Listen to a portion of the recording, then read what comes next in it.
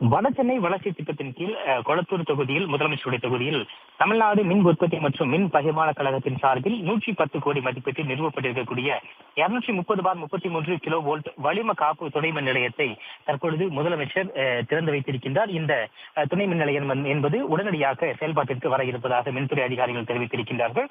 3.5 லட்சம் குடியிருப்பு மற்றும் 1.5 லட்சம் வணிக பயன்பாடு, 50,000 தொழில் நிறுவனங்கள் ஆகியவற்றிற்கு இந்த துணை மின் நிலையம் மூலமாக மின்சாரம் வழங்குவதற்கான ஏற்பாடு என்பது செய்யப்பட்டிருக்கிறது. மிக முக்கியமாக இந்த வளிம காப்பு துணை மின் நிலையம் என்பது கேஸ் இன்சுலேட்டட் சுவிட்ச் கியராக சல்பர் ஹைட்ரோஃபுளோரைடு என்ற SF6 என்ற வாயுவால் பயன்படுத்தப்படக்கூடியதாக இருக்கிறது. இதன் மூலமாக இந்த கேஸ் என்பது மிகச்சிறந்த மின் கடத்தா தன்மை கொண்டதாக இருக்கும் என்பதும், இதன் மூலமாக நகர்ப்புறங்களில் சுமார் இந்த போன்ற ஒரு துணை மின் நிலையங்கள் அமைப்பதற்கு 4 ஏக்கர் பரப்பளவு என்பது தேவைப்படும். அதன் மூலமாக ஒரு அடுத்த தொழில்நுட்பத்தை பயன்படுத்துவதன் மூலமாக 1.4 ஏக்கர் பரப்பளவில் இந்த துணை மின் நிலையம் என்பது கடந்த 2023ஆம் ஆண்டு முதலமைச்சரால் அறிவிக்கப்பட்டு விரைவில் இது செயல்பாட்டிற்கு என்பது வந்திருக்கின்றது. இன்றைய இந்த துணை மின் நிலையத்துடைய செயல்பாட்டை முதலமைச்சர் திறந்து வைத்தார். தொடர்ந்து முதலமைச்சருக்காக இந்த ட்ரோன் ஷோ என்பது நடத்தப்பட்டது. அதில் முதலமைச்சருடைய உருவம், அதே போல மின்சாரத்துறையுடைய சாதனைகளை இடம்பெறும் வகையில் இந்த ட்ரோன் ஷோ என்பது நடைபெற்றது. தொடர்ந்து இந்த பகுதியில் இருக்கக்கூடிய கொளத்தூர் தொகுதி